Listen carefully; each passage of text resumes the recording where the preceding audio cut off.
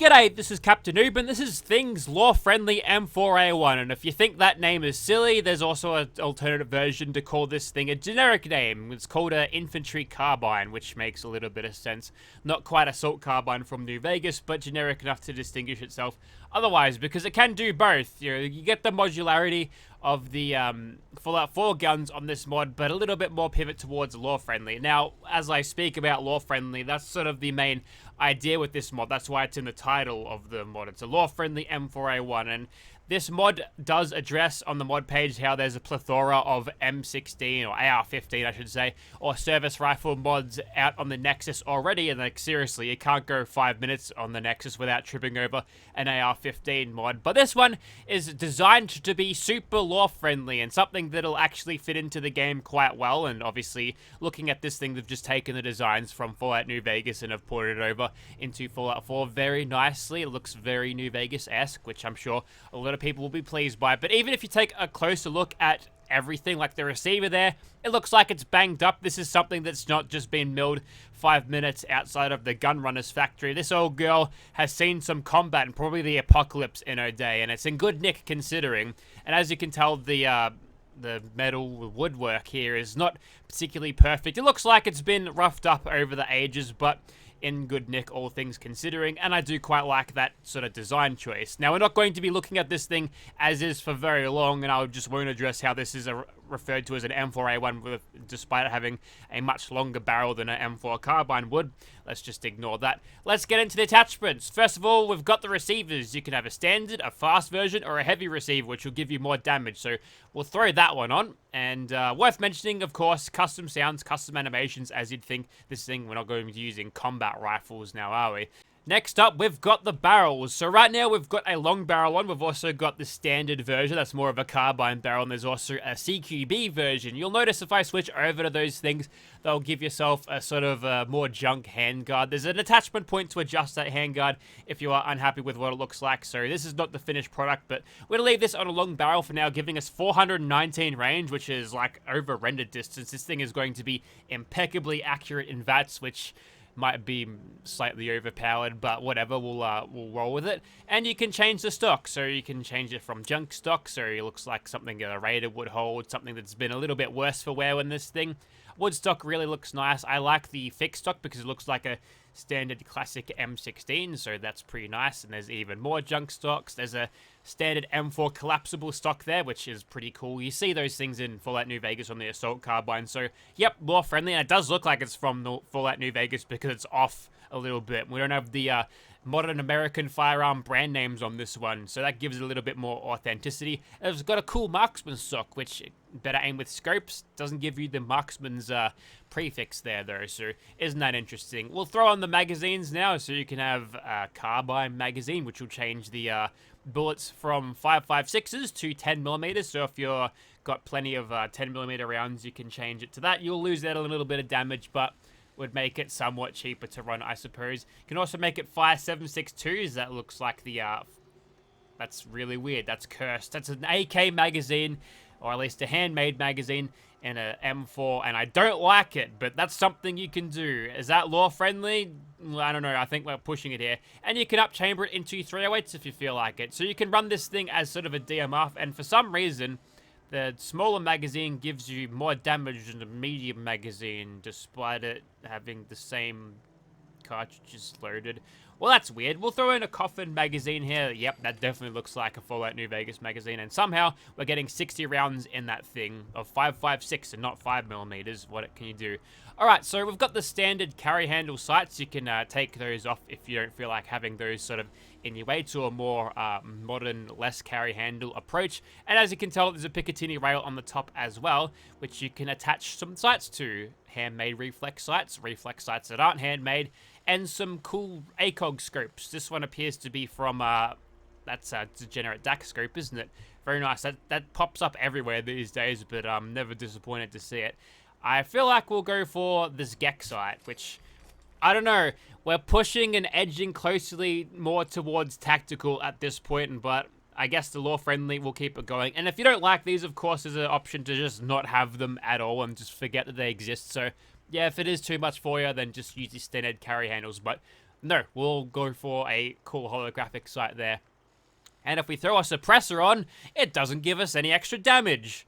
Heresy. Where's my Ace Operator perk game? I know I've got it. Not sure I'm a fan of that choice, but perhaps it's a little bit of, I guess, a balancing point.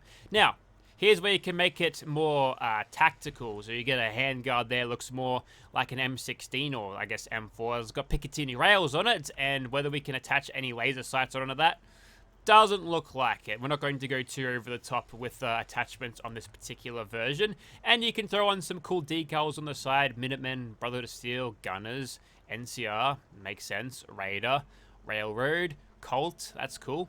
And Thing, we'll throw Thing 33-3 on the side. This is your gun, mate, so we'll pay homage to you that way. And you can make this full auto or semi-auto, and for some reason, you'll give a damage penalty despite firing the same cartridge, for I guess for balance reasons, because it's going to be firing a lot faster, but 69 damage, ooh, that's, we might struggle with this thing.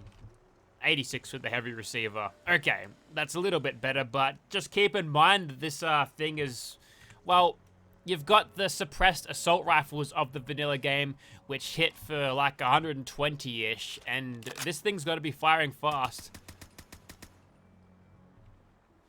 Oh dear. I think the standard vanilla game assault rifles got this covered, so we might be panicking here.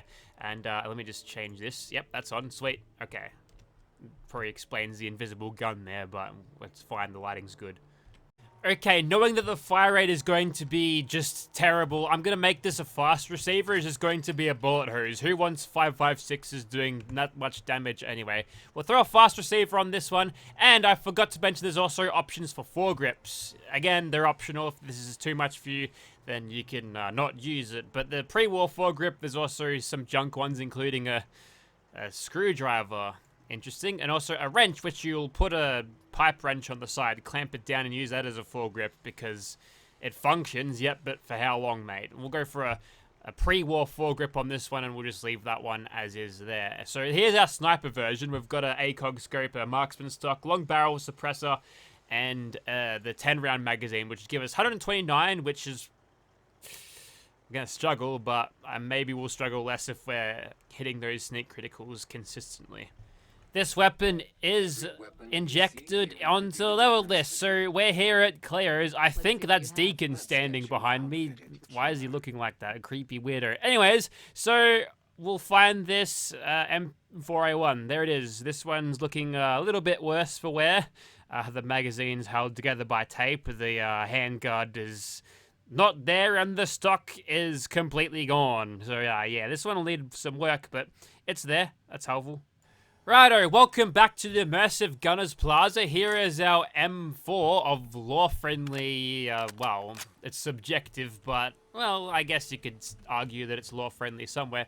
There's a Bloodbug over there. We'll just snipe at him. So, plenty accurate, nothing to worry about in terms of accuracy. And with sneak criticals, the job, we can do it. But, here's what it's like, because I've got a bunch of other guns with me. This one's called an M16. I just added a bunch to my inventory because I needed resources to craft these parts in, but this one's called an M16, so I'm thinking at some stage there's going to be a long barrel version. We'll just call this thing an M16, and at present that particular naming setup isn't ready to go just yet, but I think that's going to be, at least for terminology, it's going to make it a little bit more, well, the gun nuts out there, you know, calling this an M4 with that long-ass barrel, that's not going to help, I don't think. So 43 damage with the suppressed version, same thing with the assault carbine version, which you see here.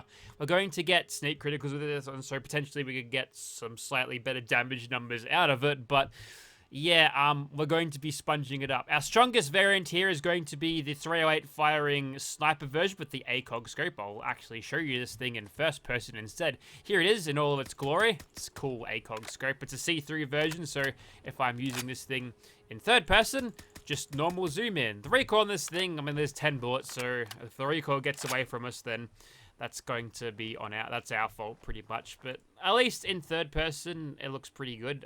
The foregrip here is being held onto properly in first, but in third person, they've made no animations to accommodate that. So if you are using this thing or have the NPCs with it that you will see use it, you might want to just forego that foregrip because it'll clip right through the palms of their hands. So here's the service carbine version that I made. It's got the heavy receiver in semi-auto to sort of mirror what it was like back in Fallout New Vegas. Assault carbine looking very M4A1 like. I've just covered up the Picatinny rails there because if we can't use them, may as well cover them, right? And it looks the part, that's for sure.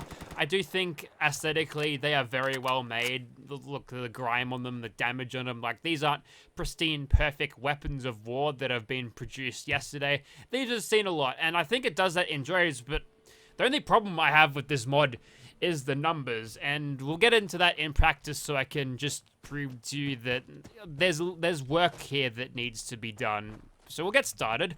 We'll find ourselves some cheeky gunners across the road and we'll start taking pot shots at them. Now, one advantage that we do have with this thing is its supreme accuracy. We can hit the torso guaranteed from all the way back here. I'm not sure whether that's an oversight, but I'm not going to forego any advantage this weapon's going to give me. So it looks like with a critical and another, we'll be able to get the job done on any gunner we find, provided they are not sitting behind cover. We're going to go through our criticals pretty quickly, though. He is going to be immune to my bullets. Patience. I say patience. And perhaps with a little bit of Grim Reaper sprint, we can see some of those crits back as we pop a quick reload. Also, don't forget to destroy the turrets. They're easy stationary targets. Get the thing zeroed in properly before we begin. And at any point, we're gonna have gunners start charging at us from over there. Now, I haven't seen a sniper knockdown for this thing yet, so perhaps the keywords aren't set up properly, but those are the sneak criticals. Now we get into proper combat without sneak criticals. It helps if I actually shoot them and they're not taking good cover. Your hard-earned 5.56s will not be doing a good job here. And I gotta wrestle with this thing to keep it on target for long bursts, I'll tell you that much. Okay. Close range, point blank, many headshots, and missing a couple of headshots more on I would have killed him in a magazine.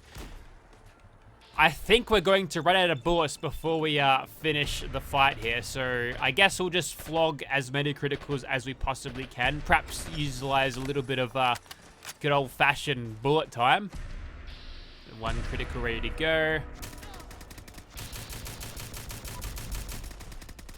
Okay, we went through our our things pretty quickly there, but now I'm surrounded by gunners and my options are to just sit behind cover and plink at them and hope that my barrel awareness or muzzle awareness doesn't send the bullets directly into the trailer in front of me, which might cause ricochets and hurt me instead of the enemies, which we can't have right now because, well, we're struggling. We're really, really struggling. I might have to pull out every single trick in the book, go back to weapons workbench, install the Furious Legendary effect. Okay, Nerd Rage, it's active, so we'll throw some bullets down here and see what we can do. Surely we can get one kill in Nerd Rage.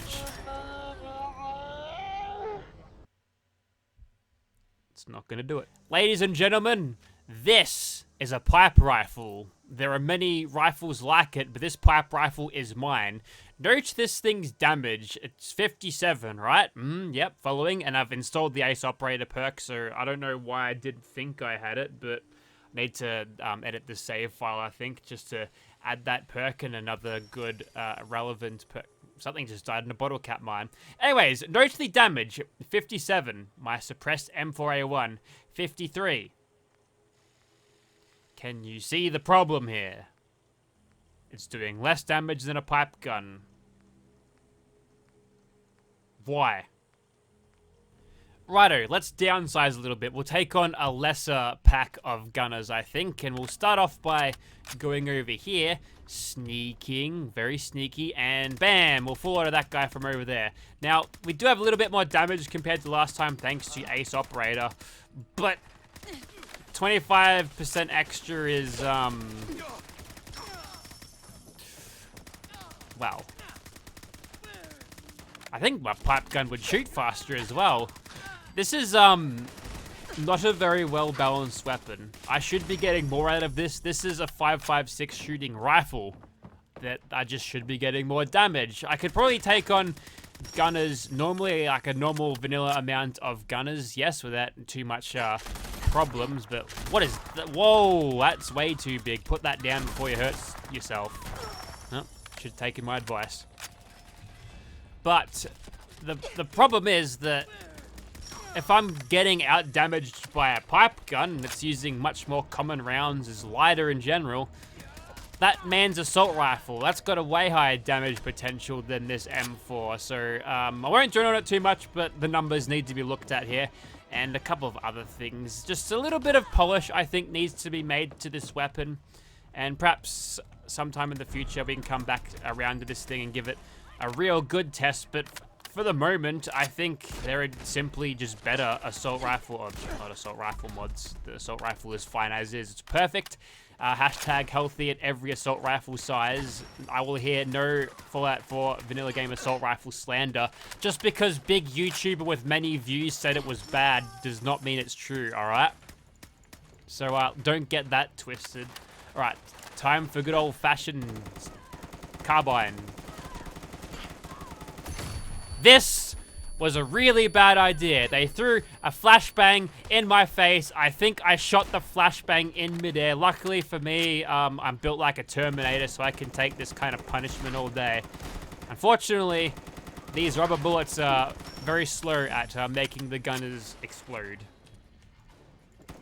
Let's use the service rifle. Ooh, we got some criticals ready to go. May as well use them, right?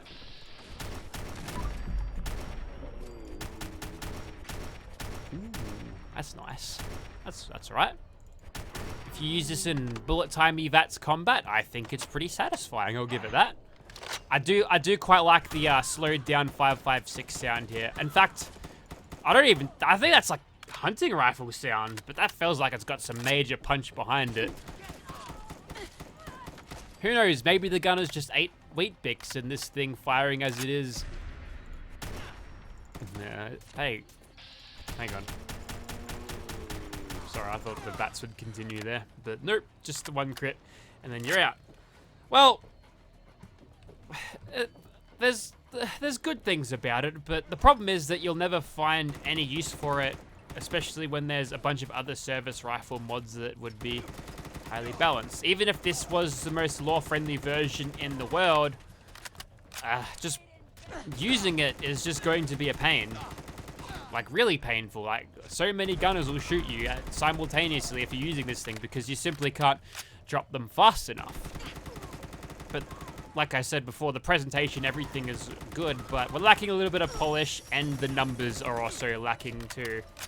So, I think we'll let this one go back into the oven for a little bit, and we'll find it again when she's cooked up a little bit more, and we can fight stuff and not get our ass handed to us by a turret. Fooled you, mate. Watching that one side come around the other. Alright, there's work to be done here. We might return to this mod when the work is completed, but good signs. Just change the numbers around, make it viable for end game or even mid game. Mid to late would be, I think, pretty nice because you want to move on to sort of energy weapons of more advanced technology towards the end. But as it stands, like, you could use a pipe gun and it'll do more damage despite, you know, looking like it's made out of trash. So there's work to be done here. I recommend downloading other service rifle mods in the meantime while you wait for this one to be tuned up. But if you are interested in seeing this mod regardless, or supporting Thing, or telling them that, hey, this could be improved, you could do this better, then check out link in the description. It should be down there. But I think I'll also give a couple of extra links to other service rifle mods which you might find that you'll prefer, just for in terms of balancing. But aesthetic wise, I think this does a pretty good job, but unfortunately looks aren't everything. Thank you very much for watching, guys.